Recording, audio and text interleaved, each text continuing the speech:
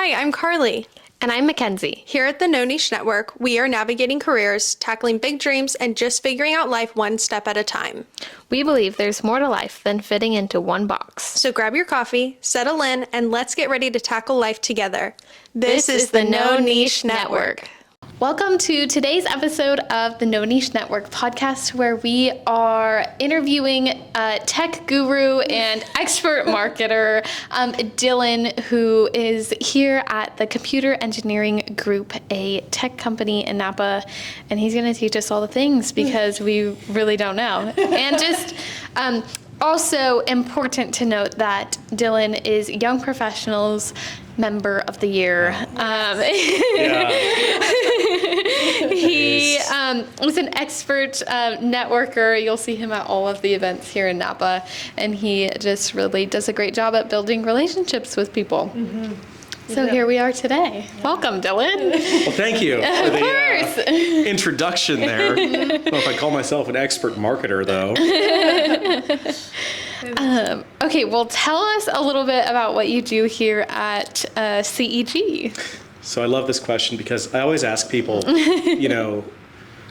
how much do you want to know? Because a lot of the time I'll just tell people I work in computers or I work in tech. These days, my job is business development, right? So the differentiation from like sales specifically being that business development for us is more about bringing in new businesses and appropriating the right solutions to put in place for them. That's, in a nutshell, that's my job. Okay. What I specifically do is I go to new businesses, I take a look at their business, I look at their, how do they operate? Mm-hmm. What do their functions look like? What goals are they trying to achieve? Do they have big growth plans?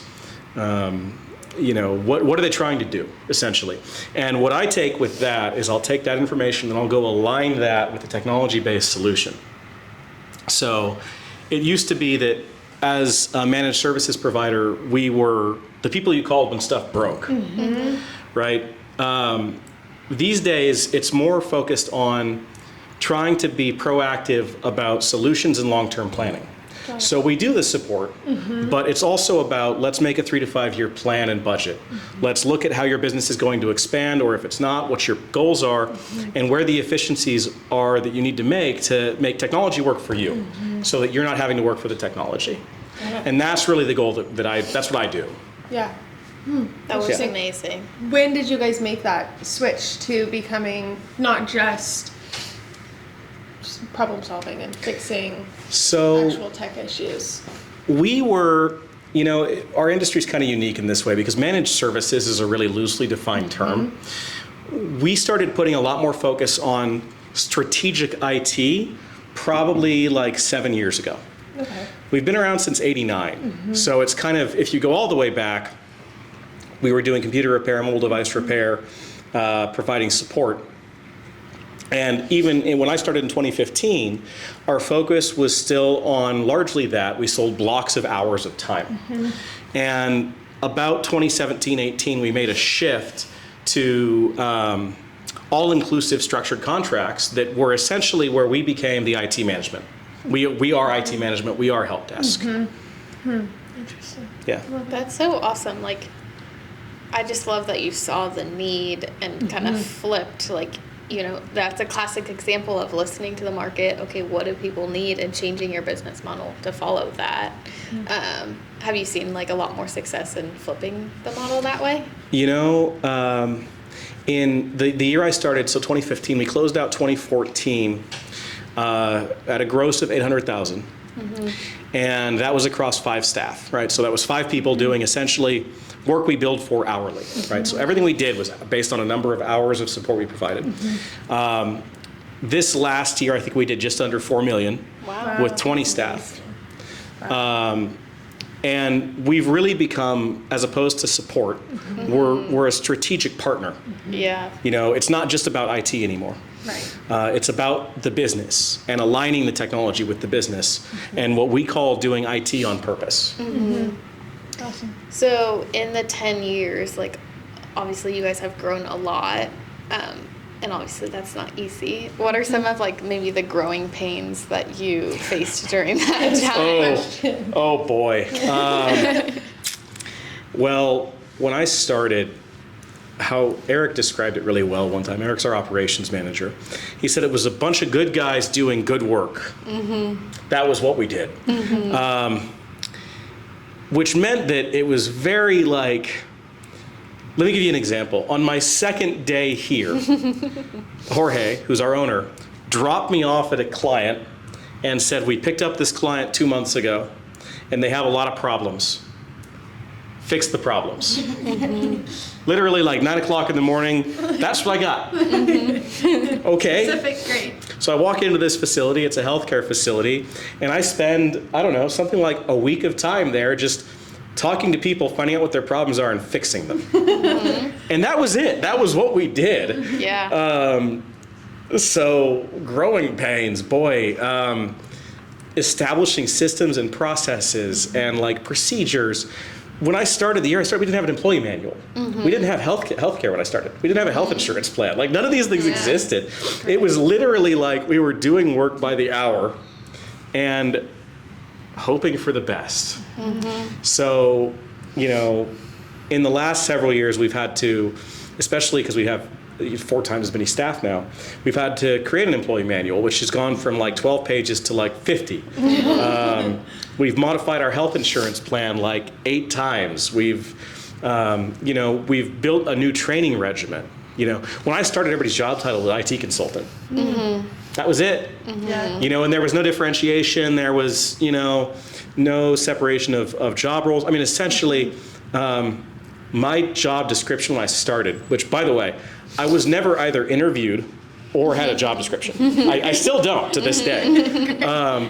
My job description was essentially whatever the client needs. That was it.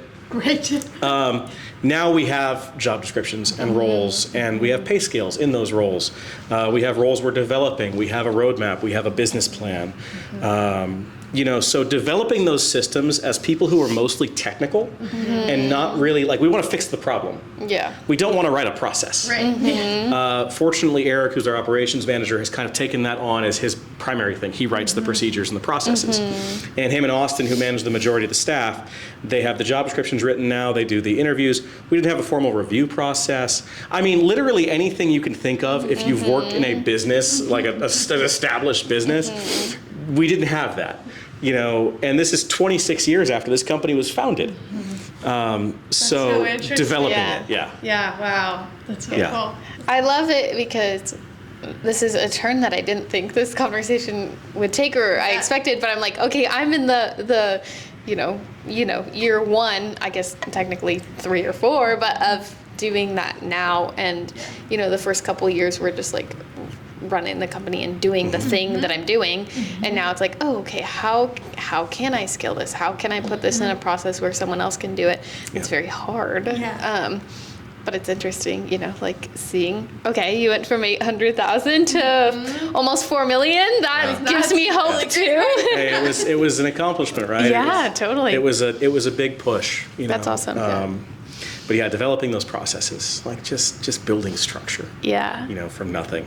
Aren't one of you looking at hiring employees? Did I hear that? Yes, somewhere? yeah, thought I heard am. that. I'm Yeah. working on it. But yeah, like truly, I'm in the midst of this right now. I just rewrote all of our services to make them more approachable for a client, so it's more step and repeat versus me customizing a plan every single time. Instead, Right. now there's like a more clear menu for them to choose from, and of course, then there's custom options too. But when you look on the website, you can just say, "This is what I want. Book it." So That sounds nice. yeah, exactly. I wish I did. Yeah, right? Yeah. Oh, we can. Yeah, I'm also in the hiring process, and I'm like, oh gosh, this is. But I'm also hiring someone because I feel like I can't even get a grip on my business, like the backside of like doing that prep work. Yeah. So I'm hoping that I can hire someone so that I can have more time to Yeah. develop the business and how it runs. Right. Yeah.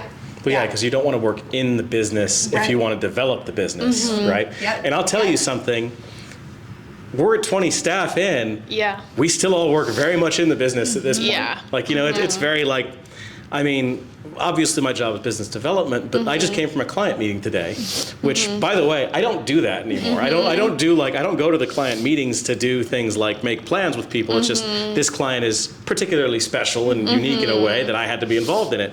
But the last time I did that was over a year ago. Yeah. So even like, it takes a long time to get to that point where you're like, okay, I can step back a little bit now. Yeah. And focus on running. You'll always have a hand on it. But that is a good or interesting thing to think about is, if you're always like, if you, Dylan, are always like, okay, we want to keep scaling. How can we reach more people? You're going to still be in it. So how, what's the point that we're like, okay, this is where we're at a good spot. I'm thinking about that as myself because I'm like, oh, wait. Make yourself in 20 years, I want to keep Yeah. going. But that'll be an interesting time of being like, okay, this is where we stop. Yep. Yeah. Ugh, Yeah. That's so odd. Yeah. Making yourself redundant is essentially the goal. Yes. I'm You like, know? I just need 5 of me. Yeah. Yes. Exactly. Perfect. Yeah, same. Yes. You know what? I Yeah. can use a few more of myself. Yeah. Yeah. Well, copy paste. Yeah. So how was that process, like finding employees and choosing them? Like, do you have a hand in that? Not anymore. So I've been through every different role in the company. There is not a role that is being performed currently I didn't at some point do. But up until, just last year, I was still managing a team of people. It was only last October that I stepped back and changed focuses and don't have people who report to me directly anymore. When I did, though, I used to have a multi-tiered interview process. Because the thing was, we had to hire such a unique individual to be able to work in a managed services company where they have to have the people skills, they have to have the technical skills, they have to have the practical technical skills. Degrees became irrelevant to us. They still are irrelevant to us. So we did a 3-part interview. There was a phone call that I would do a 30 to 45 minute sort of getting to know them session. Then I'd bring them in for a fairly lengthy technical and business interview. And that was a 3-hour thing. Wow. And then usually we'd take that back, review it, determine if they're a good fit for the job, go back, do one final call, and then make a job offer. Which is really difficult when you don't have job descriptions written, by the way. But yeah, I mean, our process used to be like that. Now it's changed to be more of, there is an initial phone call that's sort of a cultural fit.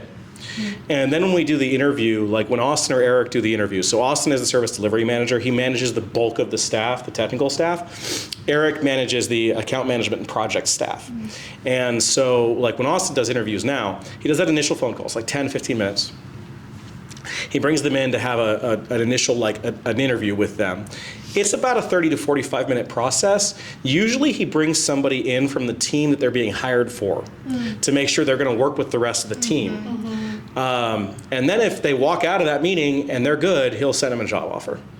So it's definitely shifted and changed a lot. Yeah. Now that we've scaled up and where we are now, we have a little bit, it's more of a streamlined process because we aren't looking for an individual who can essentially do everything.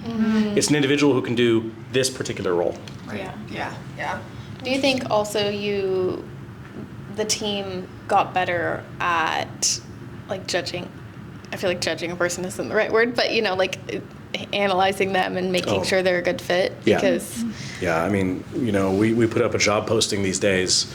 We get back 100 resumes, especially for roles like our dispatch role, which sounds like it fits so many categories. So there's a lot of time combing through resumes.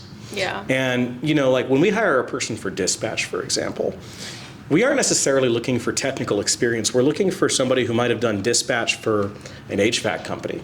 Somebody who has a more generalized fit for the role, even if they haven't worked in specifically this kind of company.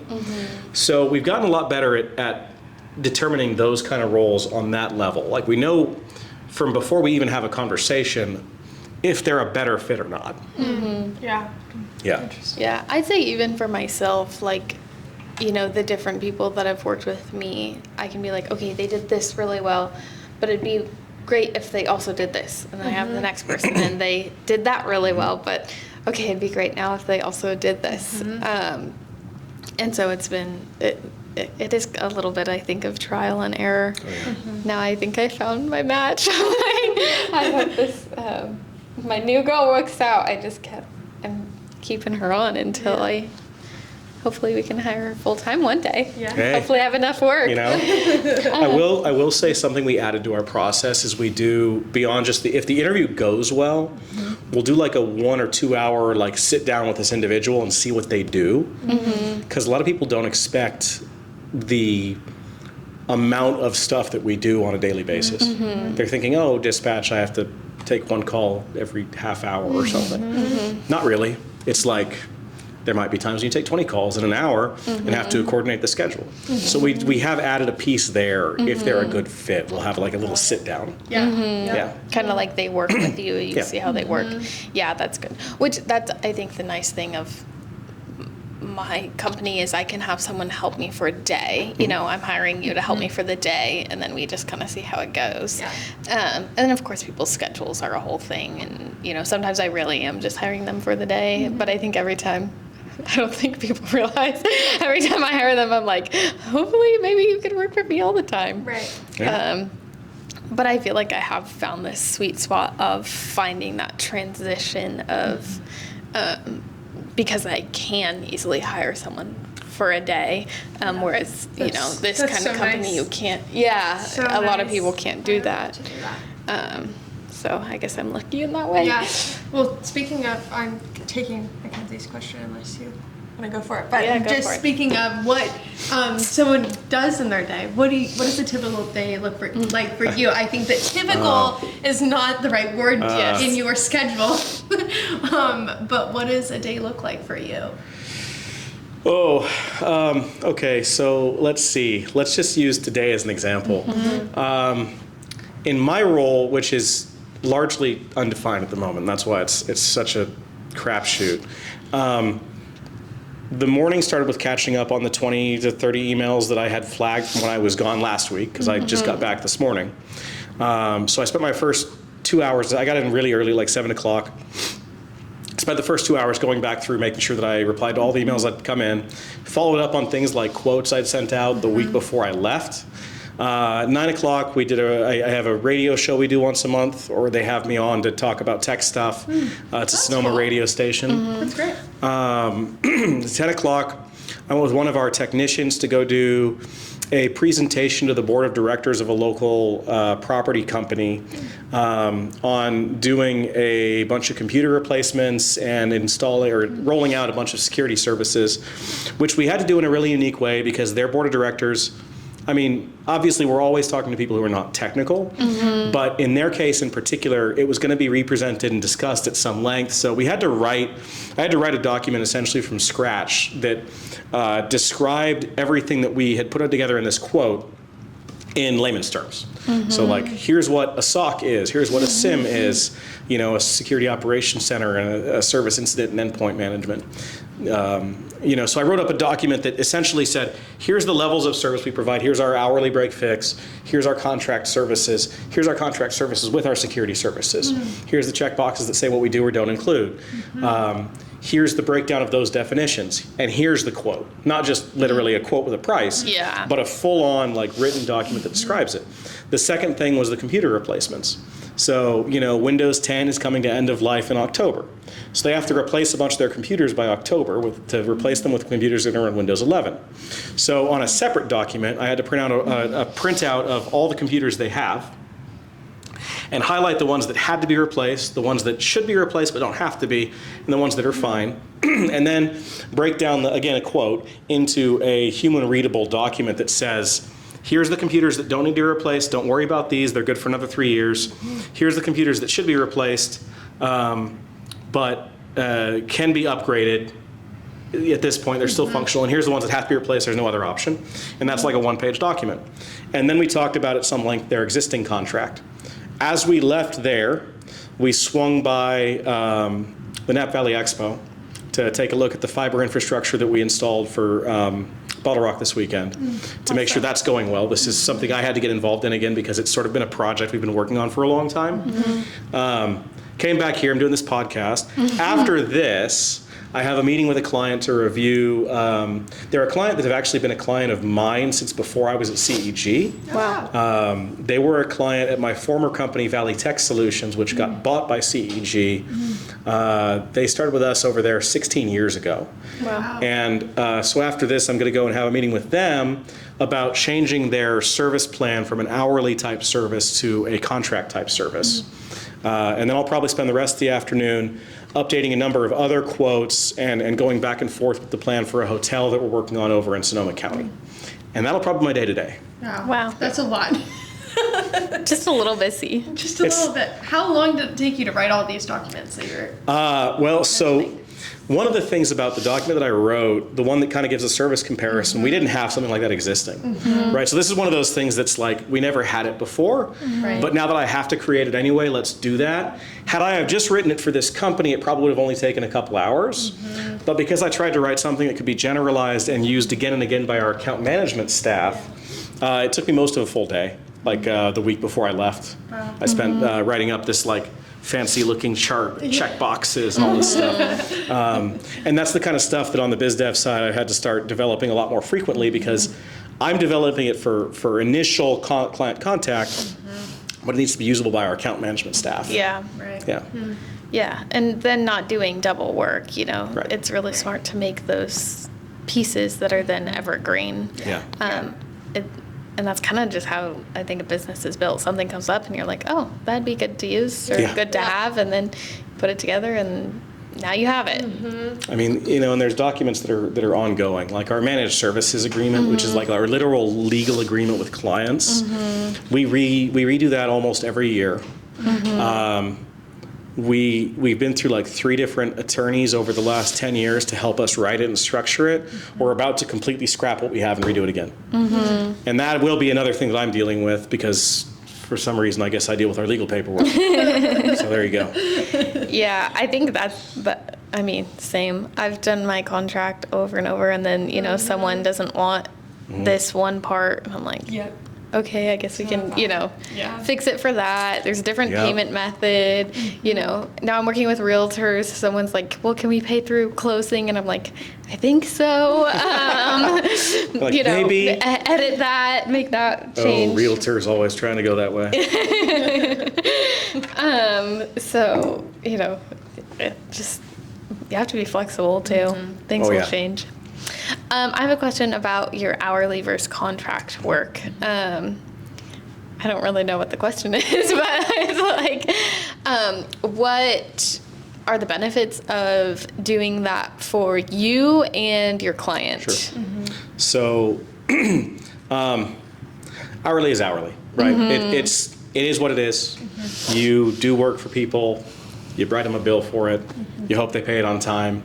These days, this is another policy. We have a mandatory auto pay provision in all of our process now. So if you're not a contract client, you have to maintain an auto pay method on file that will charge 15 days after the invoice is produced. There's no negotiation about that. There's no debate. Either credit card or ACH just stays on file. I like that. Unless you have a contract. I would love to have that. Yeah. Well, the thing was, you know, we have had times in the past where our T&M revenue was like largely 90 days or more past due to the tune of like a couple $100,000. Yeah. Like it gets, and so we finally got to the point, we used to actually just purchase hardware for people and we'd bill them for the hardware after we purchased it. That also had to stop. Yeah, I stopped that too. Yeah. You know, we got screwed on that. Yeah. You know, what happens when we order all this hardware that the client decides, oh, you know what, we don't want to do it anymore. Yeah. Okay. Yeah. Now we're stuck with $50,000 worth of stuff. Yeah.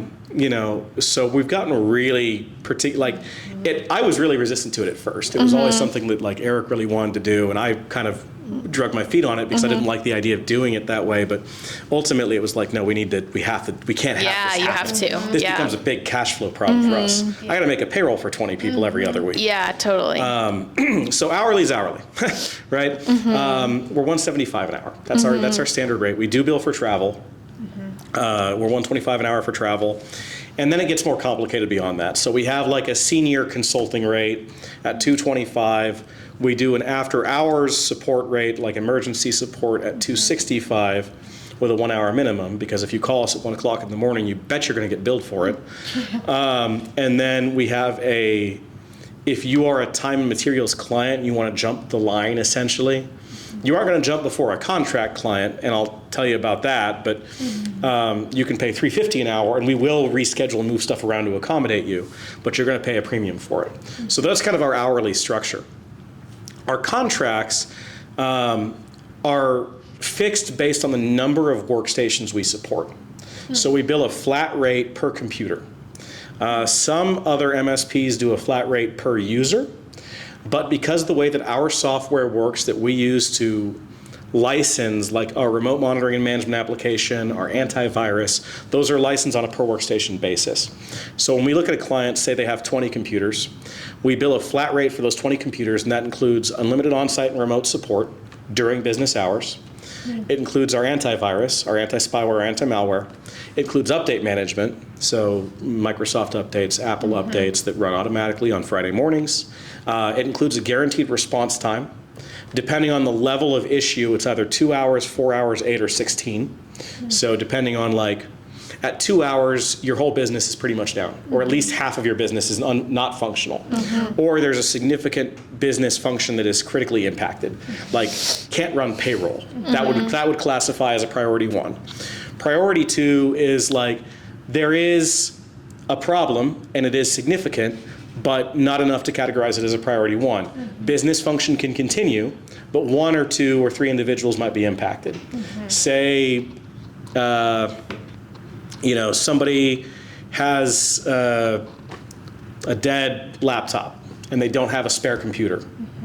That would be a priority 2. Still a problem, but not something that needs to be addressed on the same level as half the business can't function. Yeah, as the Wi-Fi's down in the entire office. Again. Yeah. Priority 3 would be one of the 2 large format copiers, like the floor standing units in a business, stopped working, but they do have a second one they can use. So yeah, there's an impact, but there's a workaround. It's not a big issue.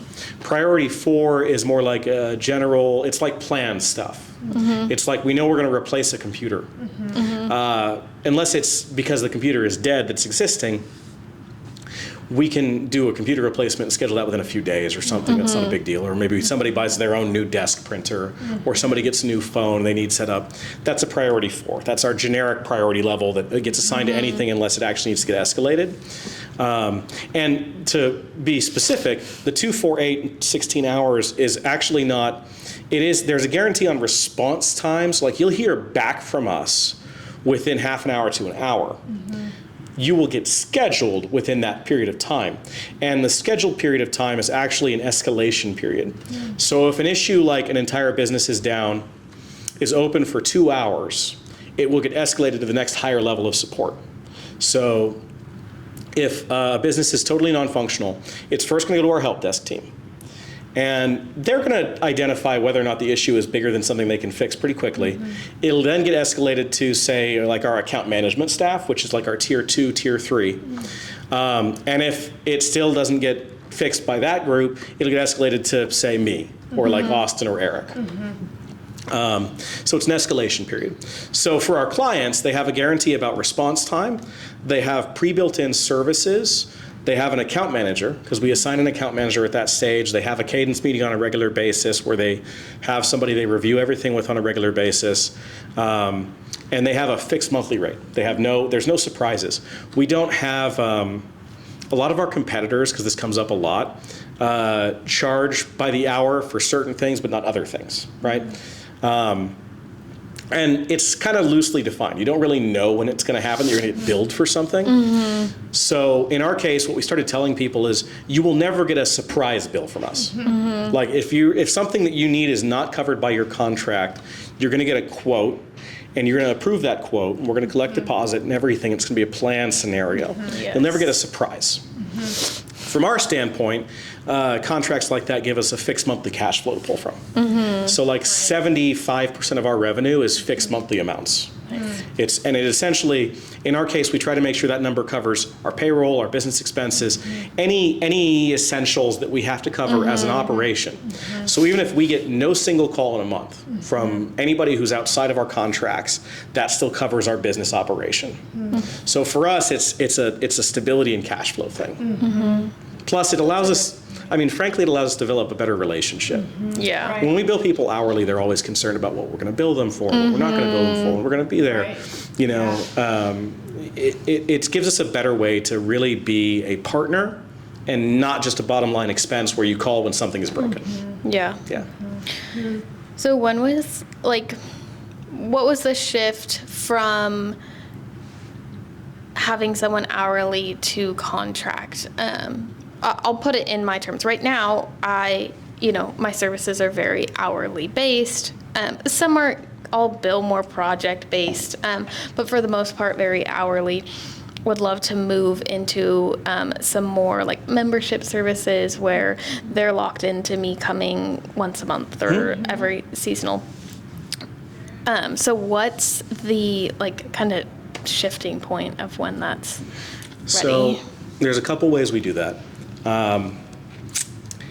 If they're a new client coming to us, 90% of the time they're coming from a situation where they already have a contract. So their existing IT service is contract based. I would say that's really 9 out of 10 times. So for us, it's if they came from that era already. The other 10% are people who might just need a new provider because they have whatever issue. And in those people's case, we'll take them on as an hourly client and say, here's the stipulations with that you should be aware of. If they're an existing client, because we've been around a long time, so we have I think there's 6,000 names in our client base, right? It's just all people we've serviced over the last 20, actually it's probably the last 15 years or so, because we've scrapped everything older than a certain point. Out of those people, because all of our staff record their time. So regardless of whether they're hourly or salaried, so including myself, we record all of our time against whatever clients we're working with. So like the meeting I went to today, I'm going to record that in our time as a 2-hour time period that I was working with this client in a meeting, and I'm going to document what I did in that 2 hours.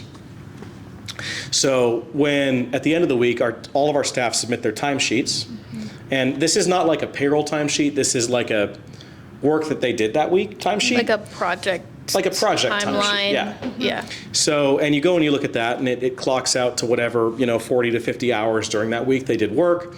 It says, we did this for this client and this for this client, and this is how many hours we spent working with this client this week across the whole staff. So when Eric and Austin go back and they review the timesheets, which they do every Monday, of the rest of the staff, they identify clients that might consistently be calling us, or that might have a greater need than just calling us on an hourly basis, and they send those names to me. And then I go to those clients and I say, hey, we have a couple clients that we worked with for a long time that might have 3 or 4 locations that call us consistently once a month. They use an average of 5 to 10 hours a month of our time. So I go back and I pull that whole history. And I read that history of what we've done with that client over the years. And I go and I send an email to them and I give them a call and I say, hey, we've done a lot of work with you hourly for these problems. Here's what we've been doing for you. We think we can probably give you a better level or an improvement on your service, or even save you some money maybe, if we were to establish something a little more structured. So it kind of happens that way because they identify it that way.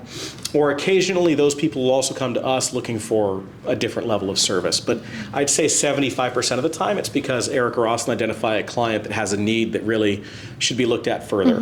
The trigger point for that is that if we have more than, say, 1 ticket a week with a given client, then that usually triggers us to look into them a little more closely and see, okay, what all are we doing for them and how often are we doing work for them? And then that allows you to build a quote because you already know what you're doing for them. Yeah. And that's one of those things that if you're in a service-based business, tracking, not even necessarily minute by minute, we do track it minute by minute, but maybe by 15-minute or 30-minute increments. Tracking that amount of time against clients allows us a greater level of analysis into what work we're doing and the areas where there's a better opportunity. And it was in 2018 that we actually started enforcing all of our staff tracking all of our time every day. Before that, what we used to do, because this was when I was in charge of the whole staff, is at the end of the week on Fridays, we would have a 2-hour period first thing in the morning from 8:30 to 10:30 where every staff member would go through and write their invoices in QuickBooks for each of the clients. God help us if they worked with more than 5 clients in that week. Yeah. So they would write all their invoices. Each staff member would average 30 to 50 invoices a week doing this. That would then go to me for review. So I would then go and review the 30 to 40 invoices, 50 invoices per staff member, and I would send them out in one big batch on a Friday night. Oh my gosh. It was a very painful, very manual process. Yeah. And as you can imagine, because of the way we were doing billing, there were times when I'd have staff that wouldn't put their invoicing in for 3 weeks at a time. So suddenly one Friday afternoon, I've got 150 invoices to review for one technician. Yeah. And we all drug our feet when we started tracking our time like you would not believe, including myself, extensensively. But now that we do that all the time, it's given us way better analytics into those areas. Yeah, it sounds like it. oh, sorry. I think you're asking the question I'm asking. How are you tracking minute by minute? Like, what are you using to put timestamps into? Yeah. So Because I'm using notes right now. I Notes was thinking the same is thing. Yeah. not cutting it for me. And I'm like, oh gosh, sorry, I'm getting so many phone calls. I've also used Harvest too. Okay. And it's like you pick the client, they're Yep. starting, Yep. and you start the timer. Well, I always forget to go and stop the timer. So Yeah. then I've Yeah, of got course. 28 Common hours for a problem. client. Yep. So I don't remember. So I don't know if Yeah. that would work for me anyways. But what do you use? Or So how does that work? we use an application that's really custom built for MSPs. It's called Okay. ConnectWise Manage. Okay. That is our PSA. That is our main business software that we use to track all of our time, our schedule, open tickets, payroll information, client information, contacts, history of services, sales. All of it goes into this. This is where everything, our business lives and dies by this software. Yeah. Wow. And we track our time. So like if somebody submits a ticket, which they either do by emailing us or calling us. If they call us, they talk to our dispatch team. Our dispatch team makes the ticket and then assigns it to whoever. And that individual then goes and records their time against that ticket. Got it. Okay. And because they have to record it against each thing they do throughout the day, and especially like our help desk guys might work with 30 or 40 people during the day, they're going to have 30 or 40 time entries a day that are like 20 minutes long. Which in and of itself is a practice that we had to enforce. Like this had to be a policy. Otherwise people wouldn't do it. Yeah. And what would happen is people would do exactly what you're saying is like, they'd start their time entry because it works the same way. Okay. That function does. Yeah. And they can leave it running, but you have to enter time, whether it's on-site, whether it's remote, whether it's travel, whether it's billing time. We have Yeah. billing in there as a category. We track it all in there. Now the thing is, ConnectWise it's like a blank slate. It comes with a lot of base pieces that you have to customize. Okay. It took Eric, who's the one who primarily took it on, about 2 years to get to a point where it was that functional. And that was essentially his full-time work for 2 years. Wow. There are applications, Harvest sounds like one of them, where you track time on specific projects. Yes. That's pretty common. Yeah. And at that point, it's just a matter of discipline. Right. Yeah. Learn that. Was that the question that you were going to Yeah, ask? that's exactly what I was Yeah. going to ask. And then follow up is, so it sounds like I've been teetering on getting a CRM. Okay. And teetering because it's one, expensive to set up and a pain. Yeah. But it sounds like that's the best way to manage your clients, of course, especially if you're scaling, if you're going to have a team working for them. Yeah, I mean, most of the big guys do have some You have to. ticketing and time tracking basis. Yeah. I like the ticketing. Yeah. Like, Well, and you guys have service-based great. businesses where this makes a lot of sense for you. Totally, Right. yeah, Yeah. which is really helpful. You know, there are applications that are far less complicated than ConnectWise for this function, right? You know, like Salesforce is just like ConnectWise. Or Essentially in Honeybook. scope and scale, they're the same. But there's alternatives. There's like Zoho CRM, which is a way simpler application, and it's meant for one specific function. You know, that does customers and requests for that customer, right? There are applications that function more for a specific purpose. Ours does a lot of things because it has a lot of other integrations that tie into it, like asset tracking, stuff that is probably not something you ever have to worry about. Yeah. What does asset tracking mean? So like we keep an inventory of hardware for all of our clients, and that's available in a customer portal they log into. So they can go and log into the customer portal, they see all the service tickets, they see all the computers they have in their network because we have a full list of them, whether or not they're serialized. That's one function it provides. But for service businesses, there's a lot of different categories, and some that are a lot more intended for literally tracking time against a customer in that format. That's interesting. I love how Yeah. this conversation turned. This is not what I was This isn't expecting. either. So No, helpful and exactly This is what really I good. need. Well, I was asking about the assets piece because, I mean, for me, like, oh gosh, if I could keep like all my, I don't know, like photos for a client when I do a photo shoot, like Yep. that could, Or there was digital some sort of something that could go in there, like, yeah, digital. Yeah. Like, oh, I need a little custom build or something. Yeah. Yeah. You know? Huh, interesting. Okay. So it obviously sounds like you have a lot on your plate. Nah. Like you do a lot. Nah. So how do you manage kind of doing all of the things and shifting from one role to another? Oh. You know, it's funny, I had a feeling you were going to ask that question. You know, it's... I have gone through so many different methods of trying to like segment my time. Yes. Like, okay, this is leads hour, this is email hour, this is... I think probably what it boils down to for me, because a lot of my schedule is dictated by meetings and clients. I try to make some level of consistency about when I have time available.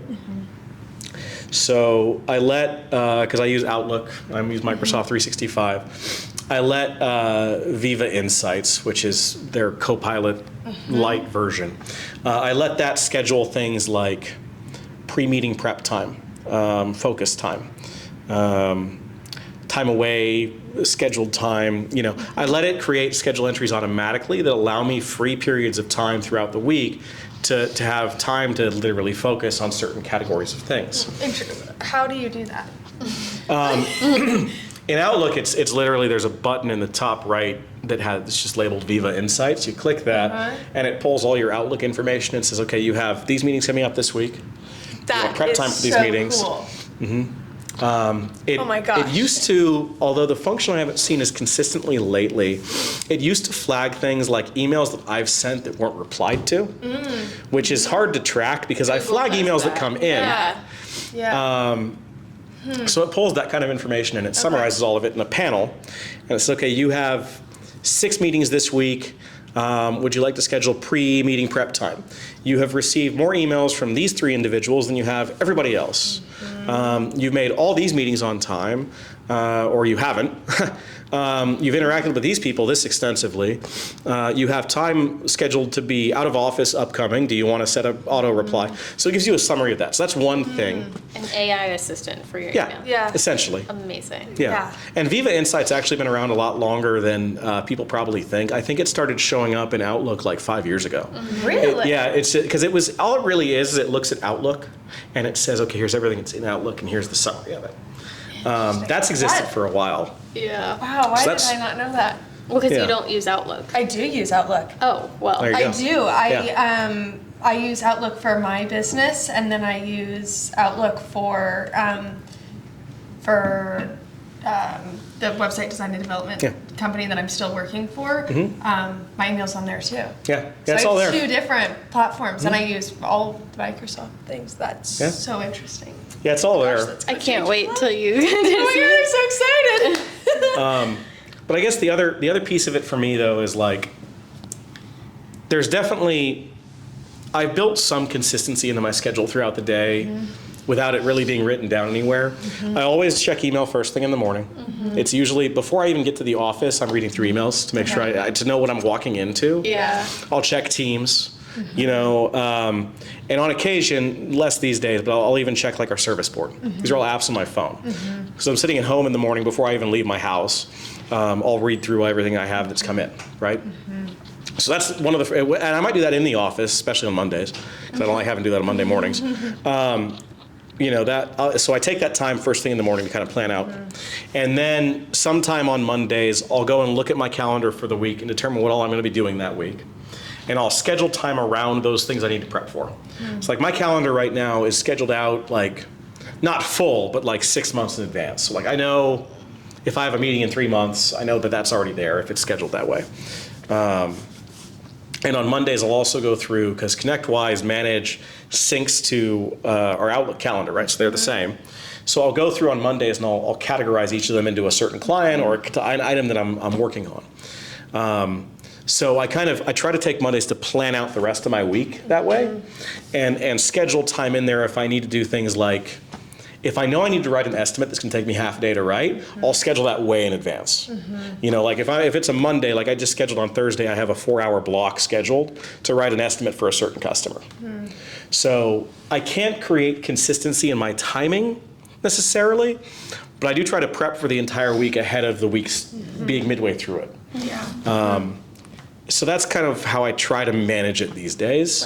The mindset shift of going from like radio show to client presentation meeting to podcast to in the middle of this I replaced some ceiling tiles.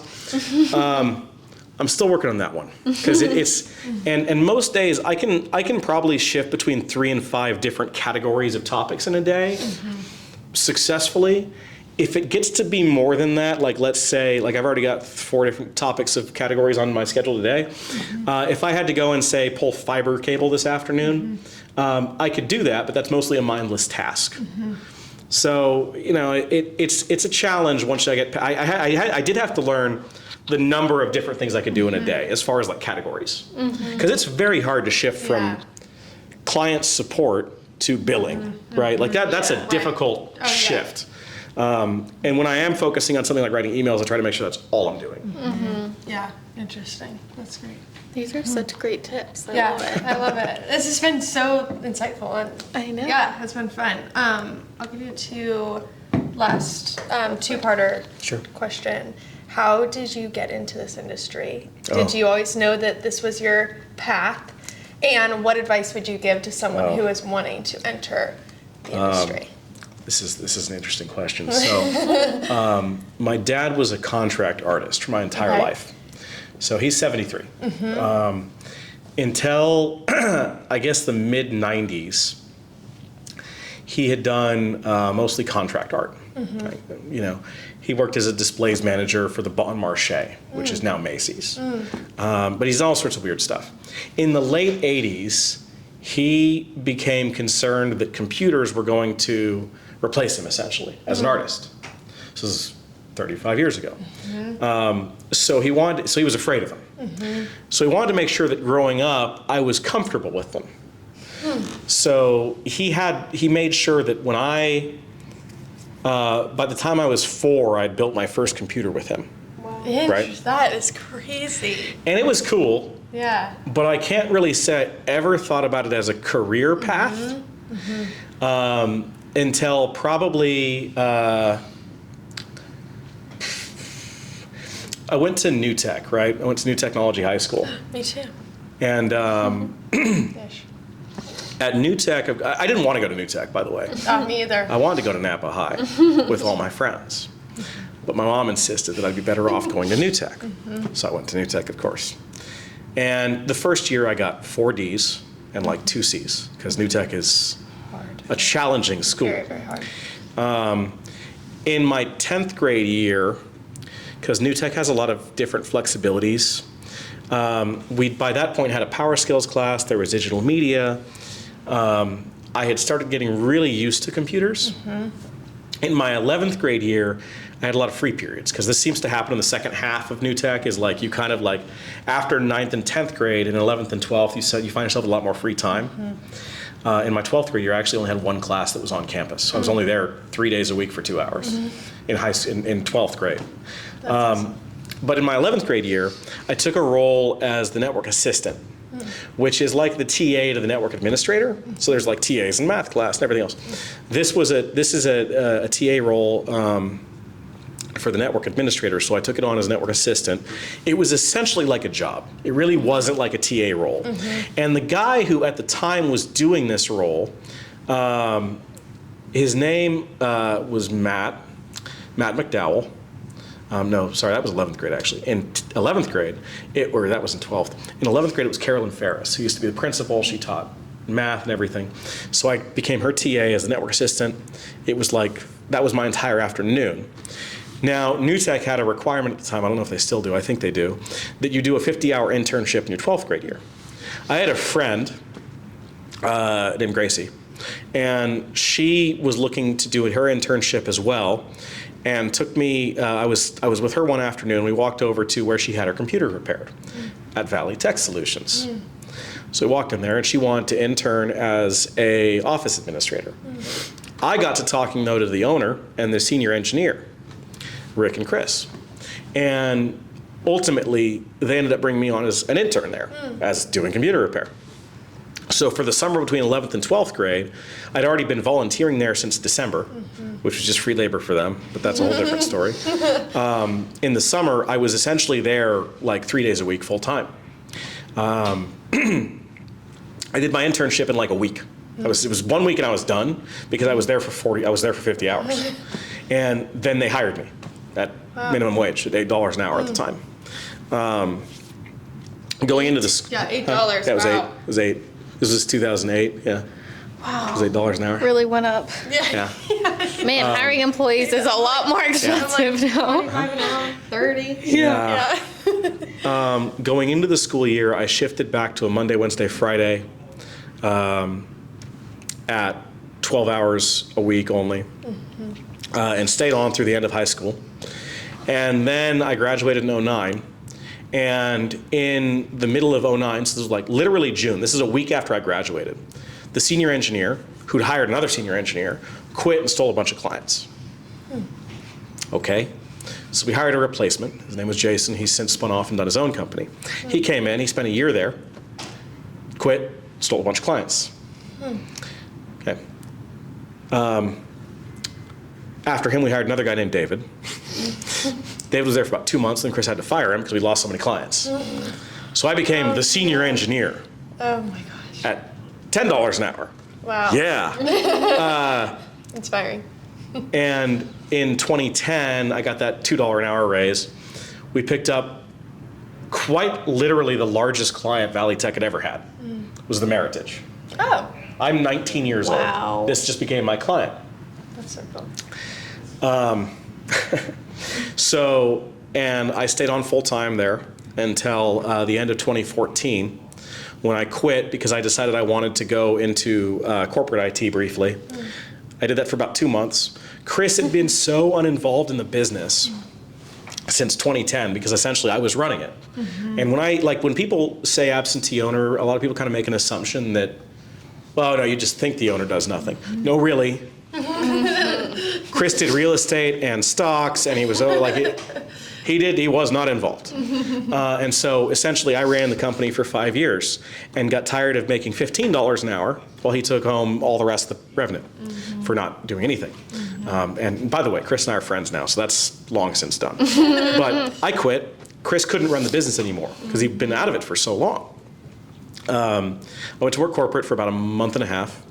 Jorge, who owns CEG, texted me every day. When are you going to come work for me? He had bought Valley Tech Solutions the week after I left. Oh, wow. And then I came back at the end of December of 2014. And I've been here ever since. Wow. So and obviously I started in this industry in 2008, right? And there was another guy, there was a friend of mine who I haven't spoken to in years now, but he actually came to work here briefly. The best piece of advice I can offer to people who want to get into this industry is you don't give up on achieving something, even if it's not exactly what you're aiming for in the beginning. This is an industry that's very experience driven. And I'll tell you, my career would have taken a very different path had I not have thought about it that way, because what happened was as we headed into the summer of 2008, Chris let go of both my friend Roger and I because they didn't have enough business to maintain our payroll. So Roger and I both went home thinking we didn't have a job anymore. Okay, we're back. Sorry, we had some technical difficulties. We're back 2 days later to hear the rest of Dylan's story. Okay. So, like I was saying, Roger and I went home both thinking we didn't have a job anymore. Well, I mean, we didn't. We got fired. What I did was I went back the next day anyway. So I went back into the office. I showed up before Chris got there. He got there at like 1 o'clock in the afternoon because he could do that. And so I went in there and I started cleaning the windows, and I vacuumed and I swept the patio, like the outside area, and I was organizing the office. And when he came in, he looked at me and he said, "What are you doing here?" I said, "Well, I figured I would come in and take care of these things." And he's like, "I let you go yesterday." I said, "You think you did, but really I'm going to come in here and I'm going to do these things because even though there's no computer repair work, there is other stuff that needs to be done. So I'm going to go ahead and keep coming in and I'm going to keep doing this stuff and you're going to pay me for it." And he said, "Okay." And had that not have happened that way, I would probably not be doing this right now at all. So 18 years ago or 15 years ago, whatever, 16, I would have taken a whole different path and ended up in a totally different career. The only reason that happened that way is because instead of following what had happened that way and just kind of going along with it, I went against the grain and said, I'm going to keep doing this stuff. I'm going to do this anyway, regardless of what you think you need me to do. So just following what you want to do regardless of, what other people think about it. Because if I had stopped and let that been a problem for me, my life would not be like it is now. How interesting. Yeah. That's so crazy. It's just so good. It's just that constant theme of you got to take that one step, and that might be the thing that really launches you. Yeah. And maybe in the moment, that you going in the next day and cleaning the windows didn't launch you into Right. a career. Looking back now after 20 years, 15 years, you're like, that was a defining moment. And I think so many of us in this young space, we're doing these things and things don't feel like they matter. And, Right. oh, well, I'm cleaning for this person. They don't care about me. But it's like those things, when you look back, is what's really important. I just did a talk on this with college students. I was a guest speaker in a college class, Ooh, and that was exciting. All it's right. my favorite thing. I love doing it. And that was kind of the theme of the whole thing. Just start, keep going on the path that you want to go on or don't know you want to go on. Just keep taking a step forward. You're not going to get anywhere by sitting in your bed and scrolling on Instagram. Yep. My random weird post on Facebook, is what started my business. Yeah. And we talked about that this morning too. Right. Just take one step further. Just keep taking a step. Yeah. Don't give up. Yeah. Yeah. Because you never know what that defining moment is. Me asking you to copy was not what I thought was going to be what started my career. But it was. Totally. We all have that thing that starts our career Mm-hmm. or is that defining moment. And that's so... I love it because it's not usually one computer that you fixed. It wasn't Right. that. It's not something that's in line with your business, Yeah. usually. Yeah. And I think too, it's And I so think that that's fascinating cool. because it's it makes success so possible. I'm these tiny normal things that I've done stacked up Yeah. allow you to have a solid career. But you just have to actually do those little tiny things that seem insignificant. Yeah. Yeah, I mean, I think all of our largest clients came from doing something that may not have been exactly what he wanted to do, right? Like I mentioned earlier, how my first major large client was the Meritage. The reason they called us was because their assistant GM had brought in his personal computer to Valley Tech Solutions, and I'd fixed it one time for him. Wow. And that one-time $100 repair turned into this $10,000, $15,000 a month contract. Yeah, You know, wild. I wish I could take credit for it, but I'm not this clever. There's a quote by somebody, I can't remember who it is. I mentioned it once, and I've kept mine ever since. It's luck is what happens when opportunity meets action. Take advantage of the opportunity when it's available to you.